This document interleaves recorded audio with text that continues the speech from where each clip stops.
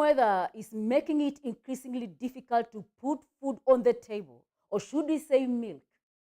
And now people are adapting, and camels are equipped to handle the extreme weather. So many parts of West Asia and Africa are depending on camel milk.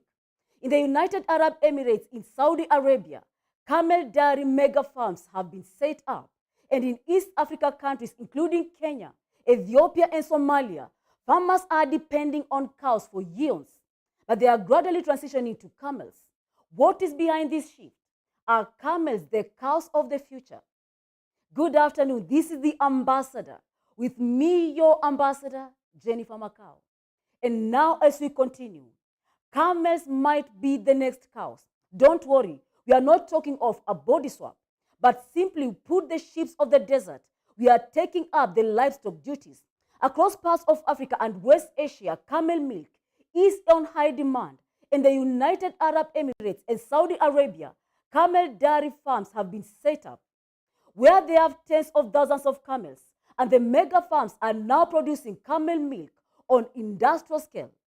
In Africa too, camels have arrived to represent the cows, and people are transitioning from camel milk, especially in Kenya and in the Horn of Africa, which consists of Djibouti, Eritrea, Ethiopia, and Somalia. For centuries, these nations have depended on cows for their milk, so much so that they outnumber camels 10 to 1. So it's like cows are no longer having their moment.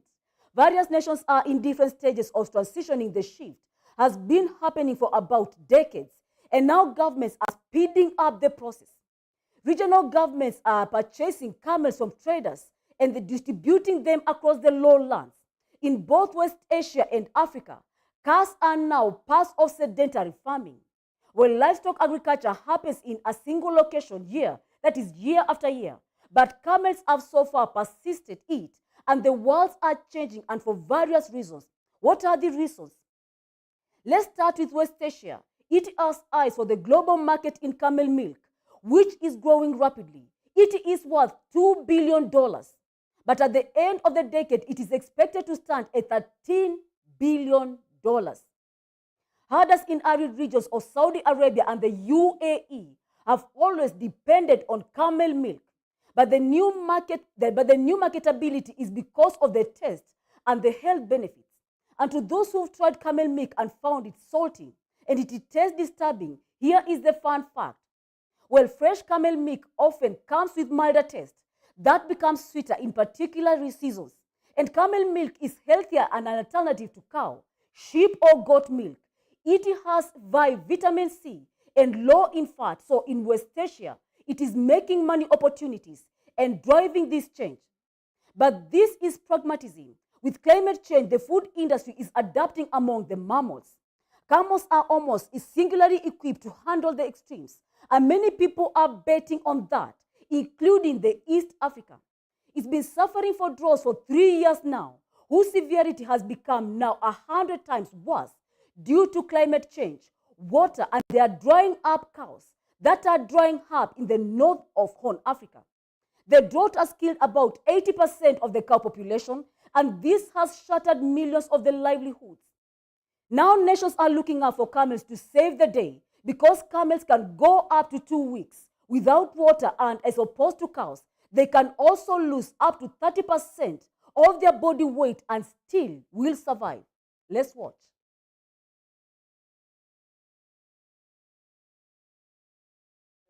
The field they used to graze from is now filled with carcasses. The drought now has got to the level of taking our lives. Before the drought, I had plenty milk and meat. China is providing a moorage for US-sanctioned Russian cargo ship implicated in North Korean arms transfers to Russia, according to the satellite images obtained by Reuters, as US concerns grow over Beijing's support for Moscow war in Ukraine.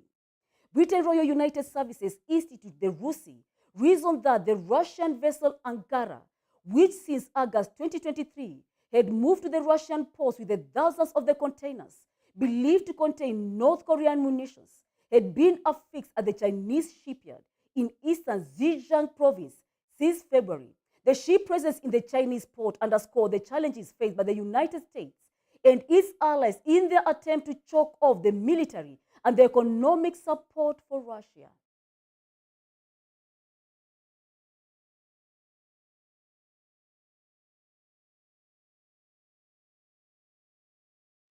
At a ward in the Nightingale Hospital that is in Kisumu, malaria patients have been bedridden, with access to treatment remaining a challenge, as public hospitals often grapple with medication shortages and private facilities demanding the exorbitant fees for care. Wilson Otieno has been one of the admitted. There are times in hospitals for malaria benefiting from the outpatient treatment, countless times, a service that has avoided opting for private treatment. Here is the report. An estimated 51.2 million lives have been saved through vaccines in the African region over the past 50 years. The World Health Organization announced the achievement on Wednesday at the start of this year's African Vaccination Week and World Immunization Week. In half a century, vaccinations against 14 diseases has directly contributed to reducing infant deaths by 40% globally and by more than 50% in Africa. With researchers around the world, the WHO led the analysis of the impact of the Expounded Program on Immunization (EPI) from 1974 to 2024. The EPI initiative was launched by the body as a global endeavor to ensure equitable access to life-saving vaccines for every child. Dr. Mashizo Moeri said the disease prevention to eradication, the success story of the vaccines is compelling, and millions of people are alive and healthy today thanks for the protection the vaccines offers.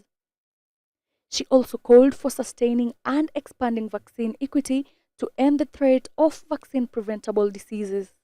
While progress in vaccine coverage has been made, the region still faces challenges in achieving and sustaining high immunization coverage rates for most of the vaccine preventable diseases.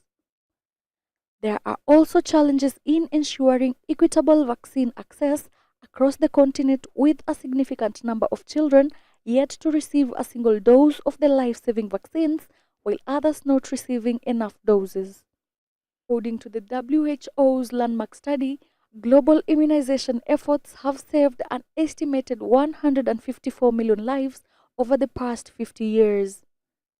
The report is to be published in world's leading medical journal, The Lancet. Ivy Maven, GBS News. That's quite an achievement in Kenya. And in the wake of the ongoing heavy rainfall in Kenya, Nairobi residents are now facing the grim aftermath of severe flooding, particularly in Mathare area, where at least 4 individuals lost their lives.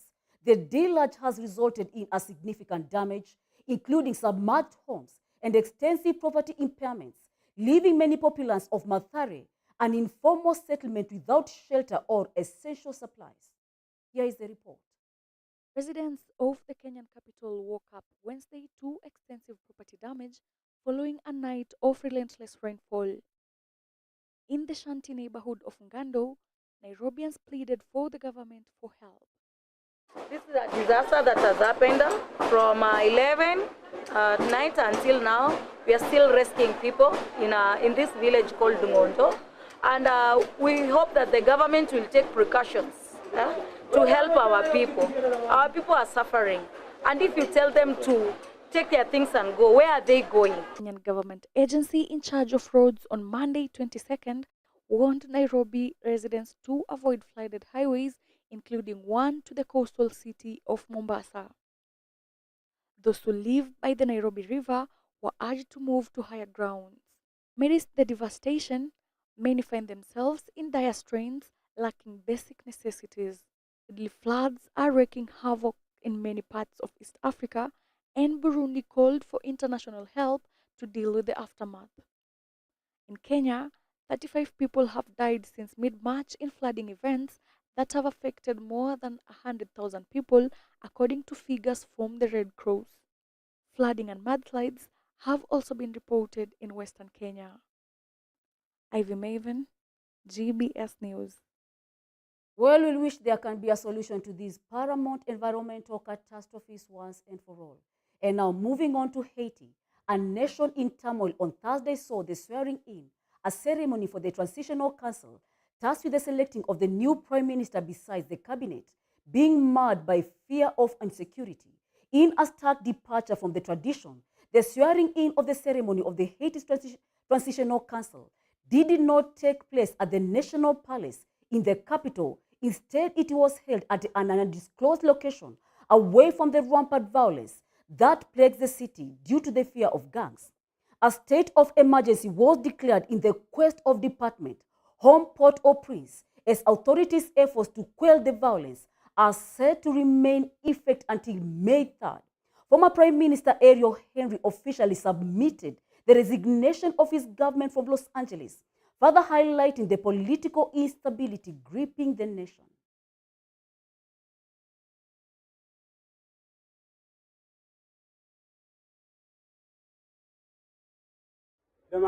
This is the first time I see insecurity at such a level in Haiti in my entire life. Since 1986, Haiti has faced deplorable insecurity. And that international news brings us to our first break. There is more lined up for you. Stay tuned with us. So through the four gospel books, Matthew, Mark, and Luke, John, we can know the heart of Jesus in depth. 그리고 우리가 느끼는 그 예수님을 성경을 통해 느낄 수 있어서 너무 감사합니다. And the Jesus that we can feel him through the scriptures, and I'm very thankful about that. Jesus Christ came to this earth for our 죄를 sins. 지셨고 He carried our sins, 십자가에 못 박혀 주고 죄의 형벌을 당하셨고 and he was crucified, and he received the punishment for sins, 무덤에 들어가셨다가 and he was put into the tomb 사흘 만에 부활하셨습니다. and resurrected in 3 days. 이것이 우리가 말하는 복음입니다. This is the gospel that we speak, 예수님께 우리 죄를 위해 죽으신 이야기. about how Jesus died for our sins. The purpose of Jesus being 우리 crucified, 죄를 담당하기 위하여 십자가에 못 박혀 죽으셨습니다. he was crucified to pay for our 그래서 sins. 예수님 십자가에 못 박혀 죽으심으로 우리 죄가 분명히 씻어졌는데 And through Jesus being crucified, clearly our sins have been washed clean. 참 안타깝게도 많은 사람은 여전히 죄인이라고 말합니다. However, unfortunately, many people still say that they are sinners.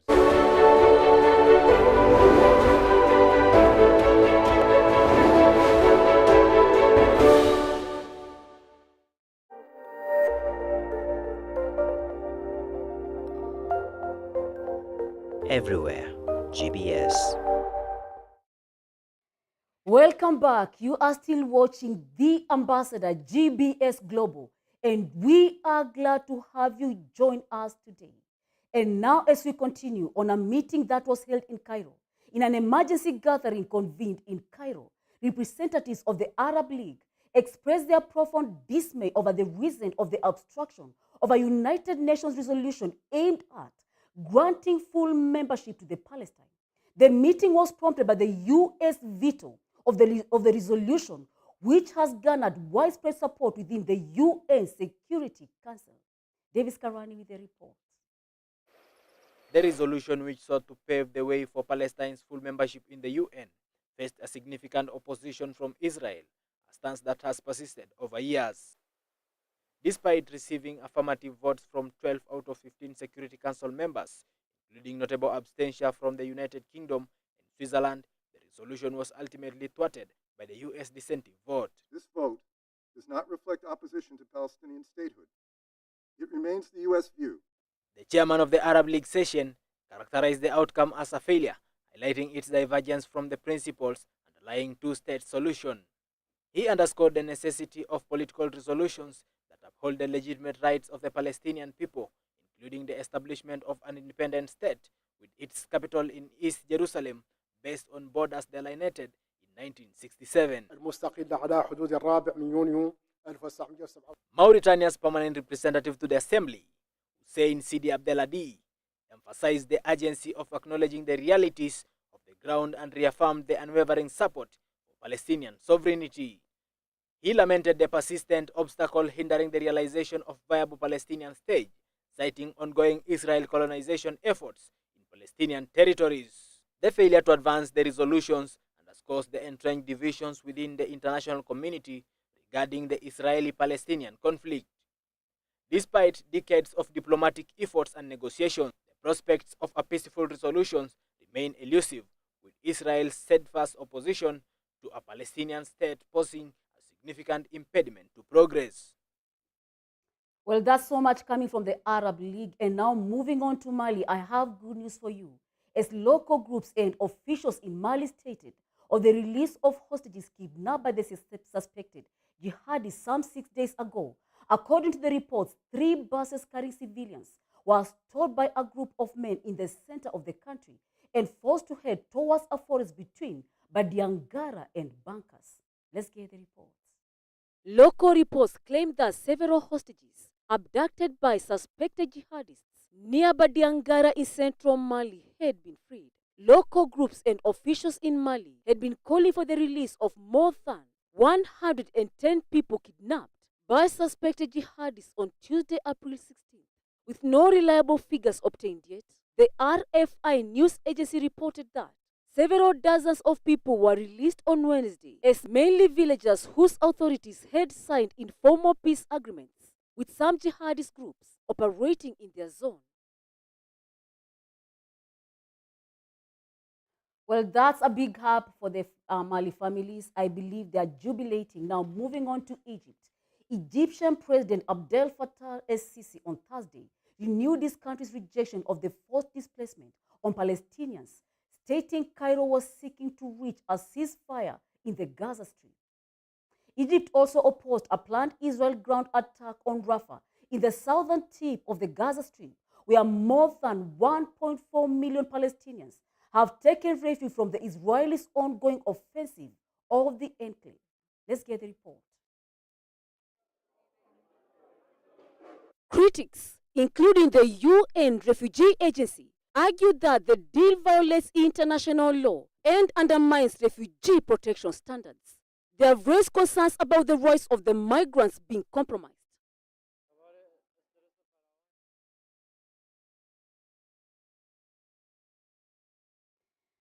Well, government officials in Washington met with about a dozen family members of people killed through a Boeing, that is a 737 MAX, that crashed in Ethiopia in 2019. The families demanded the Justice Department to revive a criminal charge against the case of the people that were found in the case, a company of Boeing reaching a settlement in 2021 that is owing them, allowing it to avoid prosecution on the charge of defrauding regulators who approved the MAX on Wednesday. U.S. Department officials told relatives that the agency was still considering the matter. Let's watch. Government officials in Washington met with about a dozen family members of people killed when a Boeing 737 MAX crashed in Ethiopia in 2019. Boeing reached a settlement in 2021 that let it avoid prosecution on the charges of defrauding regulators who approved the MAX. Boeing has been reaching confidential statements with the families of passengers who died, but the relatives of those killed in the Ethiopian crash are continuing to press for the Justice Department to prosecute the company in federal district court in Texas. On Wednesday, U.S. Department officials told relatives that the agency is still considering the matter. After the meeting, family members held a press conference expressing their disappointment with the Department of Justice. I would say to the flying public, hold them to account, because they're not holding Boeing to account and they're not holding themselves to account. And if we fail to do so, we're literally risking and putting our lives in the hands of people that don't mind playing a roulette game or, risking our lives. Paul Castle, a lawyer of the families, vowed to keep fighting if the Justice Department moves to dismiss the charges against Boeing this summer. We met with the Department of Justice for about 5 hours, and remarkably, the Department of Justice refused to answer all of our serious questions about what is going on in this case. It appears to us that the Justice Department is continuing to give a wealthy, powerful, well-connected corporation benefits that any other defendant in the criminal justice system would never get. It was a long overdue case, according to Paul Njoroge, a victim's family member. Been trying to understand the decision making, the exchange of information between the Department of Justice and Boeing that led them to make that sweetheart deal with Boeing. And we've been calling for this DPA to be reopened so that we can have a fact-finding process, make sure that the Boeing principals are criminally. Well, we hope that justice will be served. And moving on, Egyptian President Abdel Fattah el-Sisi on Thursday renewed his country's rejection of the forced displacement of the Palestinians, stating Cairo was seeking to reach a ceasefire in the Gaza Strip, as Egypt also opposed a planned Israeli ground attack on Rafah in the southern tip of the Gaza Strip, where more than 1.4 million Palestinians have taken refuge from the Israel ongoing offensive in the enclave. Let's get the report. Egypt has expressed deep worry that if Israel attacks Rafah in southern Gaza, many Palestinians might have to run to Egypt for safety. On Thursday, Egyptian President Abdel Fattah el-Sisi said his country continues to completely reject the displacement of Palestinians from Gaza Strip into the Sinai Peninsula. The Egyptian stance from the first moment has been to completely reject any displacement of the Palestinians from their land into Sinai or any other place in order to protect the Palestinian cause from liquidation and to defend Egypt's national security. El-Sisi said his administration is working to reach a ceasefire to allow the access to humanitarian aid and advance efforts to establish an independent Palestinian state. Israel has waged a brutal offensive on Gaza Strip since a cross-border attack by the Palestinian group Hamas on the 7th of October last year, which Tel Aviv says killed nearly 1,200 people. Also, our steadfast position of determination to work extensively towards reaching a ceasefire and ensuring access for humanitarian aid and efforts to establish the Palestinian independent and sovereign state remains in order for the Palestinians to gain their legitimate rights. More than 34,300 Palestinians have since been killed, mostly women and children, and 77,300 others injured, according to local health authorities. More than 6 months into the Israeli war, vast swathes of Gaza lay ruins, pushing 85% of the enclave's population into internal displacement amid crippling blockage of food, clean water, and medicine. International lawyers representing the Democratic Republic of Congo, we are talking of the DRC, wrote to the Apple CEO Tim Cook, demanding answers on the sourcing of the minerals used in the manufacture of the company's products. The lawyers shared concerns that the Apple supply chain could be tainted by the blood minerals obtained through unethical mining practices from the DRC. Here is a report. International lawyers representing the Democratic Republic of Congo have written to Apple CEO Tim Cook demanding answers on the sourcing of minerals used to manufacture the company's products.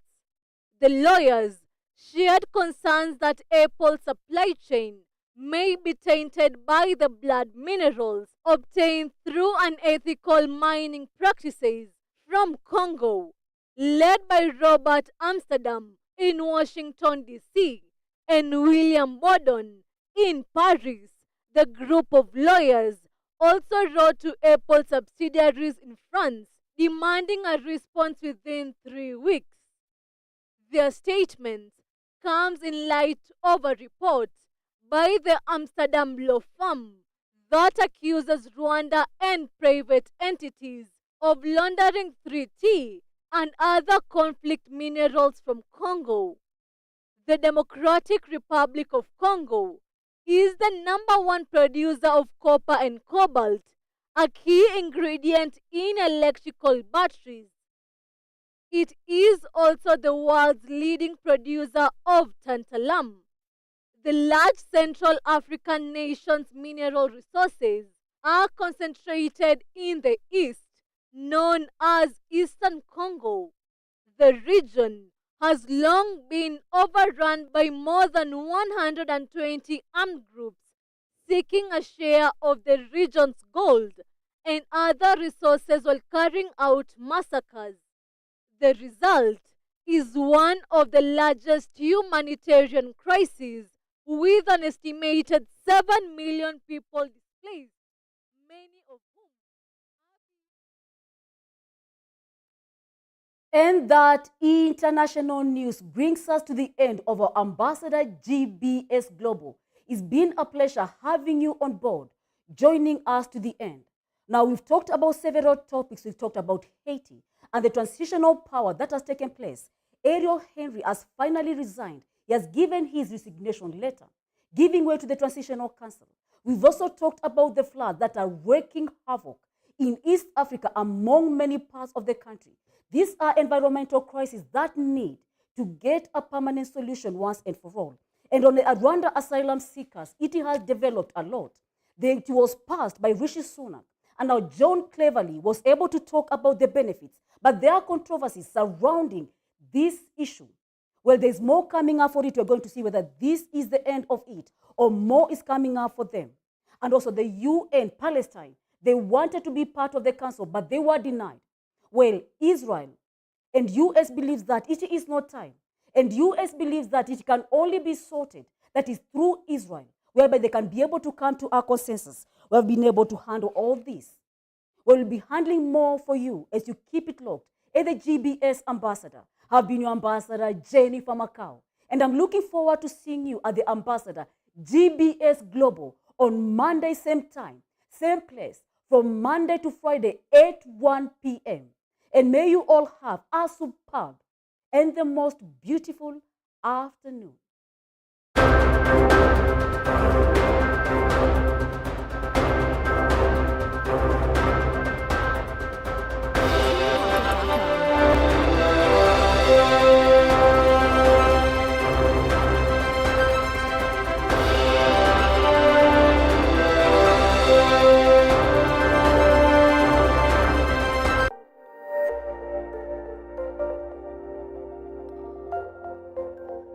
Everywhere, GBS.